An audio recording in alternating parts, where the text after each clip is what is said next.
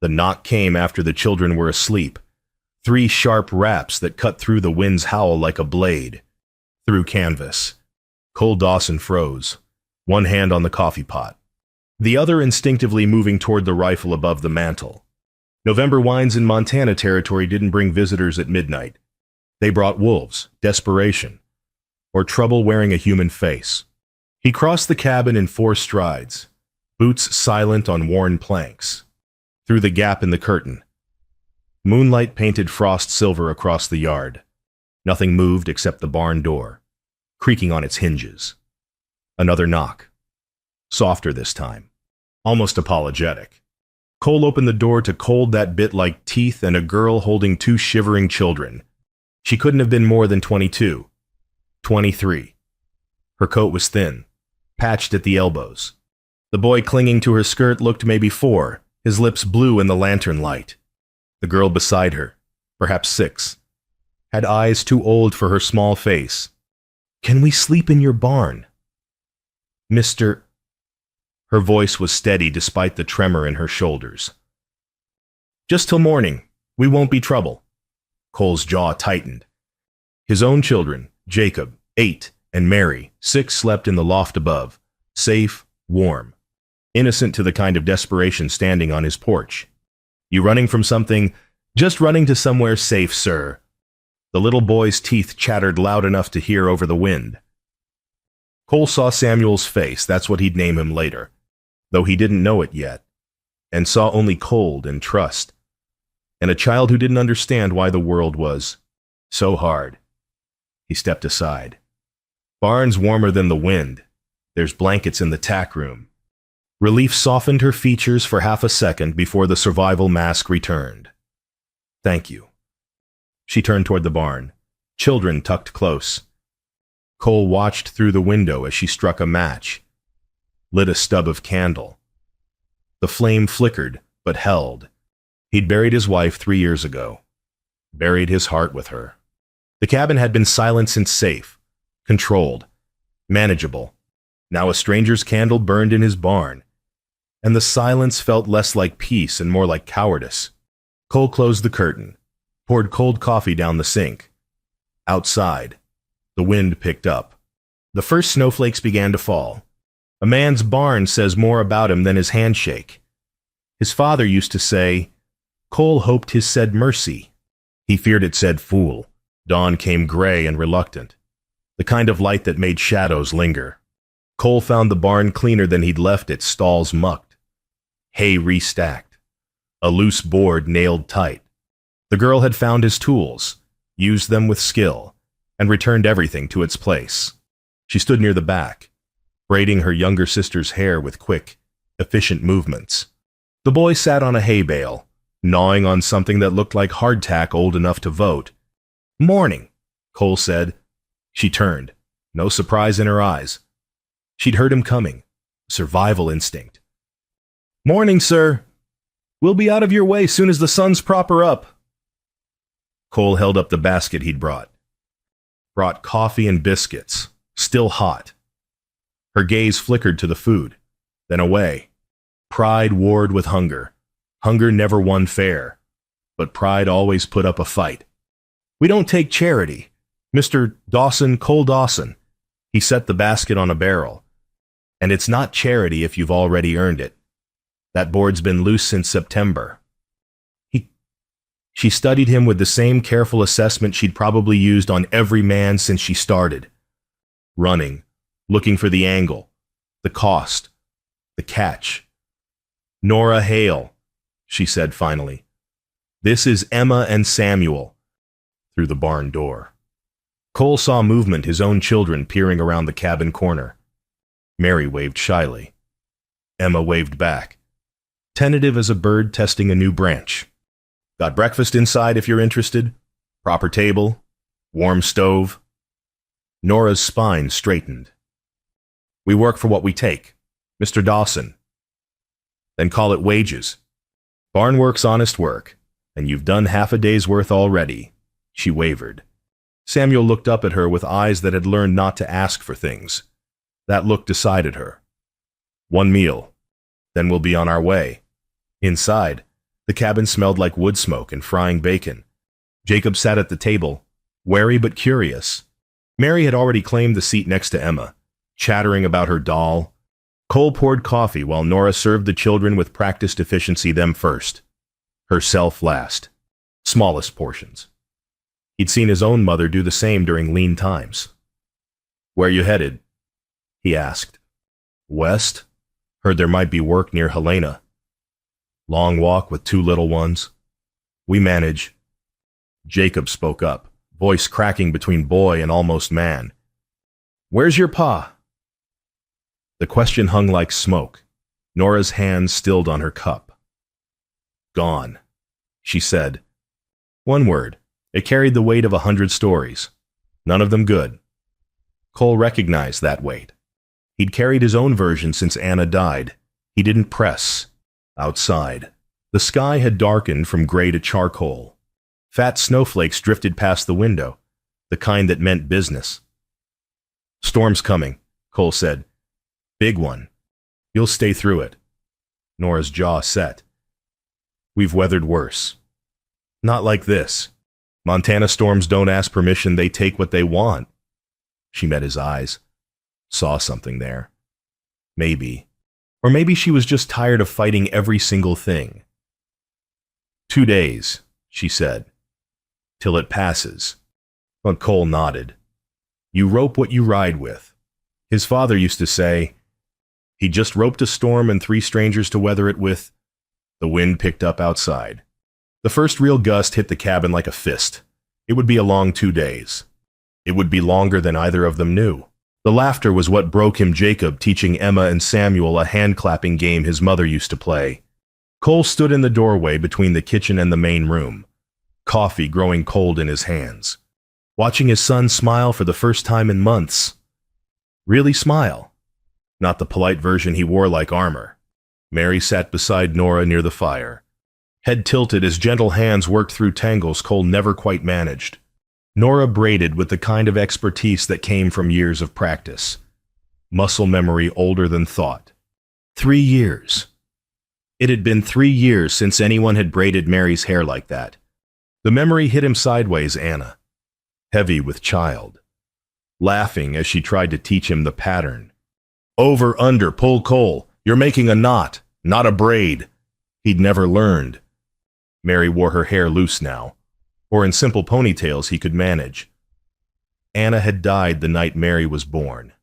Bled out while the midwife tried everything and Cole stood useless in the corner, watching his wife slip away because he'd chosen land over life. He'd bought 20 acres that spring instead of keeping money for emergencies. Doc Miller had wanted payment up front. Times were hard, he'd said. Couldn't work on promises. Cole had promised next month. Next month came too late. The land don't lie. And neither should a man's conscience. His father always said. Cole's conscience had been lying to him for 3 years, telling him he deserved the silence, the emptiness, the slow death of living without actually being alive. Mr. Dawson. Nora's voice pulled him back. She was looking at him with concern that felt too intimate, too knowing. Coffee's cold, he said, dumping it in the basin. Outside, the snow had intensified. What started as flurries now fell thick and deliberate. The kind of storm that buried fences and trapped travelers. The kind that killed if you weren't careful. Cole checked the window. Couldn't see the barn anymore. It'll last a week. Maybe more. He said. You'll need to bring your things inside. Nora stood. The barn's 20 degrees colder and getting worse. No sense freezing for propriety. She studied him again with those 2 careful eyes. People talk, Mr. Dawson. Then let them talk till their tongues fall out. I'm not sending children back to that barn in a blizzard. Something shifted in her expression. Not trust. Not yet. But maybe the beginning of it. Just until the storm breaks, she said quietly. Just until... He helped her retrieve their things, a battered canvas bag. A quilt so patched it was more repair than original. A wooden box she held like it contained something holy. She didn't explain, and he didn't ask. They set up pallets near the fire. The cabin felt crowded in a way it hadn't in years. Crowded with breath and movement and the sound of children's voices. Anna's rocking chair sat in the corner, untouched since her death. As Nora passed it, her fingers brushed the armrest, gentle, respectful, like acknowledging a ghost. She must have been special, Nora said softly. Cole's throat tightened. She was. I'm sorry. Me too. Night fell early, the way it did in storms. Cole banked the fire while Nora settled the children. Mary refused to sleep unless Emma was beside her. Jacob helped Samuel build a fort from blankets. Cole lay in his own bed, listening to the breathing of 6 souls instead of 3. The cabin creaked under wind and weight. Snow piled against the north wall. Through the darkness. He heard Anna's chair rock once, just the draft. He told himself, just the wind. But it felt like permission, or maybe just goodbye. By the 3rd day, Nora had mended every fence board Cole had been meaning to fix for 2 years. Not that they could see the fences. Snow had buried the world shoulder high, turning the homestead into an island in a white sea. Cole had strung rope from cabin to barn, the only safe passage in a storm that erased horizons. Inside, a rhythm developed.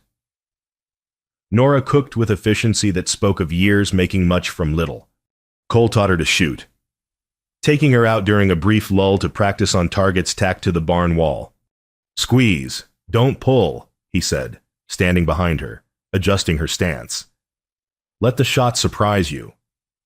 She fired, hit center mass. Not my first time, she admitted. Figured. You hold a rifle like you mean it.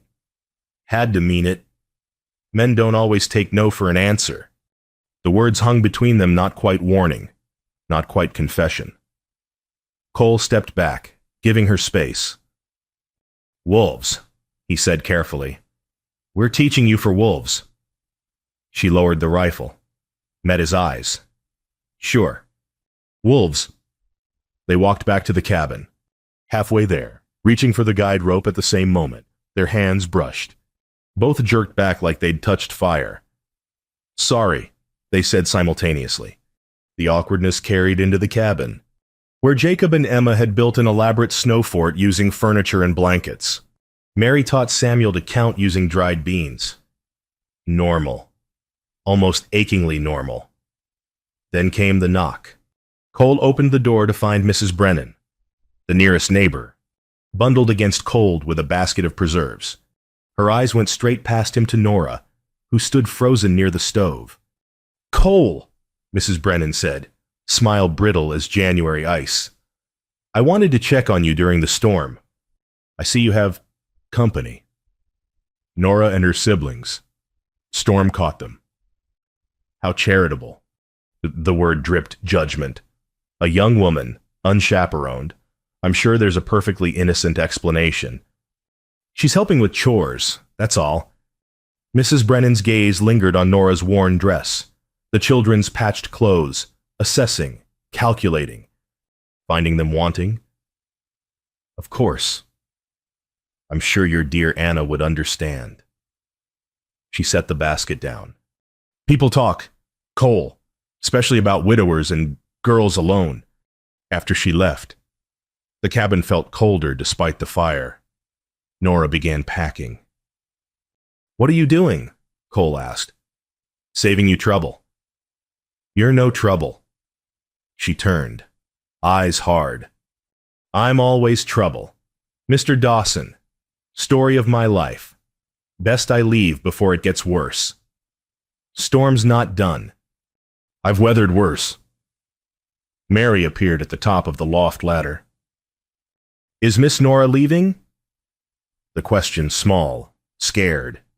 Innocent, stopped Nora mid-motion. No, Cole said. Not sure who he was answering. Nobody's leaving till spring. Some fences are meant to fall, his father used to say. Cole felt one breaking inside him. The careful fence he'd built around his heart since Anna died. Outside, the storm raged. Inside, something quieter but just as powerful began to shift. Cole found her by the dying fire, staring into embers like they held answers. The children slept his in the loft, hers on pallets nearby. The cabin was dark except for firelight painting shadows on log walls that hadn't heard adult conversation in years. "Can't sleep?" he asked. Nora didn't look up. Thinking. He added a log to the fire. Sparks flew up. Brief constellations before dying. He sat in Anna's chair without thinking, then froze. "It's all right," Nora said softly. "She'd want someone to use it." "You sound sure." "I'm sure of the kind of woman who'd raise those kids." Kind recognizes kind. Cole leaned back. The chair creaked familiar protest. "Tell me about your father." She was quiet so long he thought she wouldn't answer. Then, "He was good once.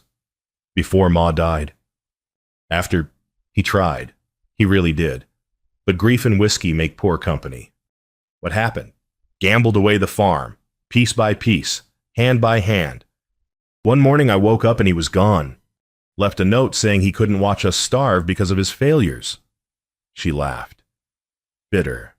"So he left us to starve anyway. How long you been running?" "2 years. Odd jobs. Moving towns when people start asking questions. People see a girl alone with children and think the worst. Easier to keep moving than fight the talk." Cole understood that. Fighting talk was like fighting wind, it just kept coming. "I failed Anna," he said quietly. The words came easier in darkness. "Chose land over keeping money for emergencies. Doctor wanted payment up front. I promised him next month. She died that night." Nora turned to him finally. "You didn't kill her. Mr. Dawson. Life did. You just had the misfortune to survive. I chose wrong. You chose hope. Hope needs land to grow on." She'd understand that. Something in his chest loosened a knot he'd been carrying so long he'd forgotten it was tied. "Cole!" he said. "What? Call me Cole. We're past Mr. now. I figure." She smiled. Small, but real. "Cole." A sound from the loft, Mary, crying softly. Nora rose automatically, but Cole waved her down.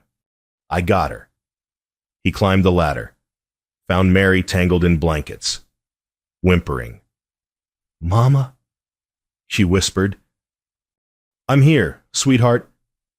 I dreamed she was braiding my hair, but when I turned around, she was gone." Cole held his daughter while she cried for a mother she barely remembered. When the tears slowed, Mary looked up at him with Anna's eyes. "Can Miss Nora stay forever?" The question struck like lightning. "That's complicated. Honey, Emma says Miss Nora keeps them safe. I want to be safe too." "You are safe. Not the same kind. The kind where you're not sad anymore. Children saw too much, felt too much, survived too much by knowing what adults tried to hide." Cole climbed back down to find Nora standing at the window, watching snow fall silver in moonlight. "She asked if you could stay forever," he said. Nora's shoulders tensed. "What did you say?" "I said it's complicated. It always is." She turned. "I should tell you I can't stay. When spring comes, we have to keep moving. That's just how it is." Why?" "Because people like Mrs. Brennan exist everywhere. Because my father's debts follow me. Because I won't ruin your life just because my own is ruined. What if it's not ruined? What if it's just paused?" She stared at him, in firelight. Her eyes glistened. Don't what? Don't give me hope. It's cruel." Cole crossed the room slowly, like approaching a spooked horse. Stopped just close enough to matter. "My wife loved me enough to give me Mary," he said. "You think she'd want me dead inside for the rest of my life? I think she'd want you careful about who you let close to those children. I think she'd like you." The words hung between them, fragile as first ice. Nora's voice broke. I'm trouble. Cole. I've always been trouble. Then maybe I need some trouble in my life. She laughed and cried at once, hand over her mouth to keep quiet. Cole didn't touch her, not yet. Wasn't the time, but something had shifted irrevocably, like a river changing course. Outside, the storm began to ease, not over, but breaking. The church doors felt heavier than usual, like they knew what waited inside. 2 weeks since the knock. The storm had finally broken 3 days ago, leaving the world crystalline and still. Cole had spent those days debating bring Nora to service or leave her home. She'd made the choice for him. I won't hide. Hiding means shame, and I've done nothing wrong. So here they were, Cole, Jacob, Mary, Nora, Emma, and Samuel, walking up the church steps while the congregation watched through windows. Inside was worse. Whispers followed them like flies. Cole felt eyes on Nora, assessing, judging, finding her guilty before she'd even sat down. Reverend Kent preached about charity. The irony was thick enough to choke on. After service, the congregation gathered in the yard coffee. Gossip. The weekly ritual of small-town judgment dressed as community. Cole was pouring coffee when Reverend Kent appeared at his elbow. Brother Cole, might I have a word? They walked to the side of the building. The Reverend's face was kind but firm. The expression of a man delivering bad news for your own good. I'm concerned, he said carefully. That young woman in your home, unchaperoned. People are talking. Let them talk. It's not that simple. The town council has expressed concerns about your fitness as a father. Cole's blood went cold. What? You're a good man, Cole. No one doubts that. But appearances matter. A widower housing a young woman of questionable background. Questionable. She's a girl keeping her. Siblings alive. Could be seen as morally unsuitable. They're discussing whether intervention might be necessary. For the children's sake. But the threat was veiled but clear: conform or lose Jacob and Mary. Cole opened his mouth to respond when a voice cut across the yard. Anna's barely cold 3 years. And you're housing some drifter, Travis Dunn, Anna's younger brother. Cole's brother-in-law stood near the church steps. His face was red. Whether from cold or rage, Cole couldn't tell. This is family business. Travis. Exactly. Family. Anna was family. That girl is nothing. The crowd had gone silent. Cole felt every eye, every held breath. This was the moment they'd been waiting for, the scandal confirming their suspicions. Anna would have invited her in the first night, Cole said quietly. Wouldn't have thought twice. Anna's not here to speak for herself, is she? The words were designed to wound, and they did. Cole saw Nora near the wagon, face carefully blank. Emma and Samuel clung to her skirts. Mary was crying. Travis stepped closer. You want to disgrace my sister's memory. That's your choice. But I'll be damned if I watch you do it with her children in that house. Those are my children. For now. The threat hung in the frozen air. Cole's hands clenched. A man's word is his bond unless he's a coward hiding behind a dead woman's name. But before Cole could respond, Nora spoke. Mr. Dawson. Her voice was steady. Dead. We should go. They rode home in silence. The children sensed the tension, staying quiet in the wagon bed. Snow squeaked under wheels. The sky was winter blue, beautiful and indifferent. At the cabin, Nora climbed down and began packing.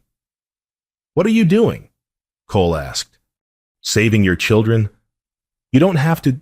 Yes, I do. She turned, eyes bright but dry. I won't let you lose them for me. I won't be the reason they grow up without their father. Nora, thank you for the shelter, for the kindness, for... Her voice cracked. For everything. She finished packing in silence, Emma and Samuel stood by the door, confused. Mary tried to follow them out, but Jacob held her back. Cole stood on the porch, watching them walk away. His feet felt nailed to the wood. Fear paralyzed him, fear of loss, fear of judgment, fear of living versus fear of existing. He watched until they disappeared beyond the ridge. Then he went inside to a cabin that felt like a tomb again. The silence returned like a sickness familiar, suffocating, fatal. 3 days. 3 days since Nora left, and the cabin felt wrong. Meals were mechanical. Jacob refused to speak to Cole. Mary cried herself to sleep every night, calling for Emma. Cole tried to explain, tried to make them understand. But how do you explain cowardice to children who only understand honesty on the 4th day? Cole rode to Anna's grave. The cemetery sat on a hill overlooking the valley, wind-scrubbed and lonely. Anna's stone was simple. Anna Dawson, beloved wife and mother. He'd chosen those words 3 years ago when words felt impossible. Now they felt insufficient. I don't know what to do, he said to the stone, to the wind, to the ghost of the woman he'd loved. Travis says I'm disgracing your memory. The Reverend says I'm unfit. And His voice broke. I feel alive again. Anna, for the first time since you died. Is that wrong? Does loving someone else mean I loved you less? The wind answered with silence. Cole knelt, clearing snow from the base of the stone. His hand touched something flowers, wildflowers, dried but carefully placed, fresh. Within the last few days, Nora had been here, had been visiting Anna's grave all along, honoring the woman whose place she feared taking. The realization hit him like lightning. She hadn't been trying to replace Anna. She'd been trying to honor her, and he'd let fear and judgment drive her away. Cole. He turned. Moses. The old ranch hand who'd worked this land longer than Cole had been alive, stood at the cemetery gate. His face was weathered leather, eyes sharp as winter stars. Heard what happened? Moses said. Everyone's heard. Come to tell you you're a damn fool. Cole almost laughed. Get in line. Moses limped closer, joints protesting cold. Your Anna was good people. Best I ever knew. You know what she'd say about all this? No. She'd say you buried your wife, but don't bury yourself too.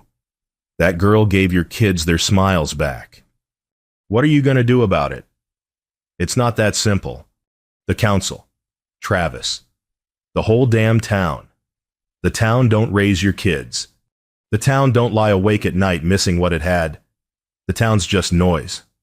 Son, question is whether you're going to let noise drown out truth. Cole stared at the grave. At the flowers Nora left?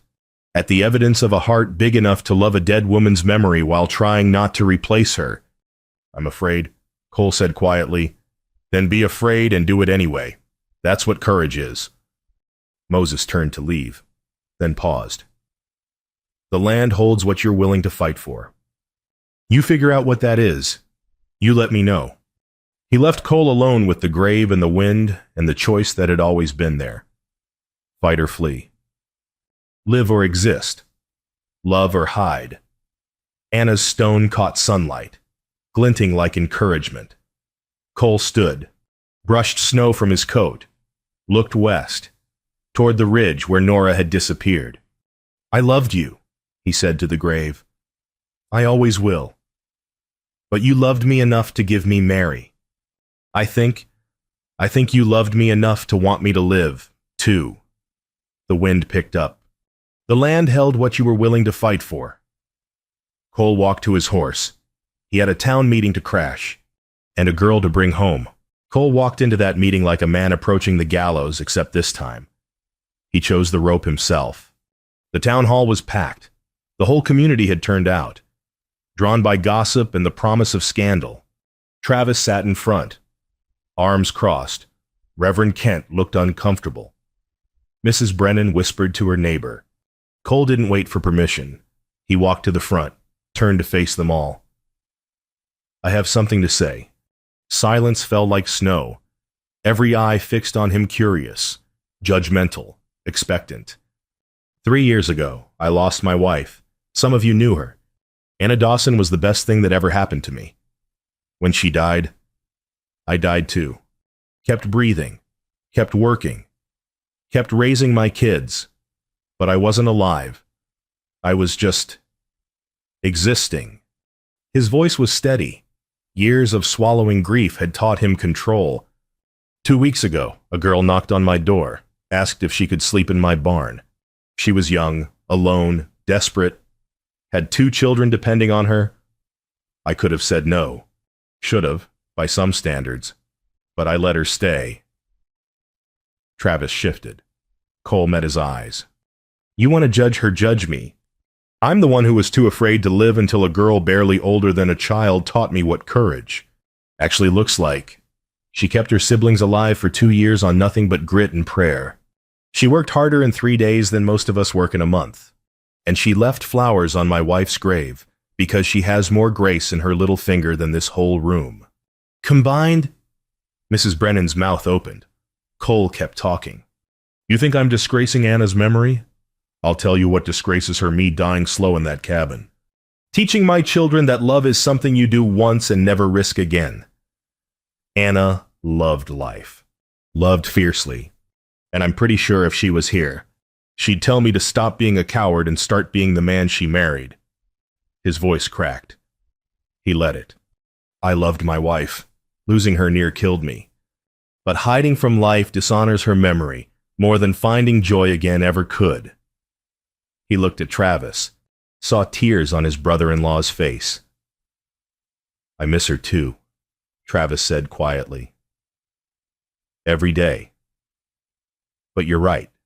Anna would have liked that girl. Probably would have loved her. The admission shifted something in the room. Mrs. Brennan looked down. Reverend Kent's expression softened. Cole continued.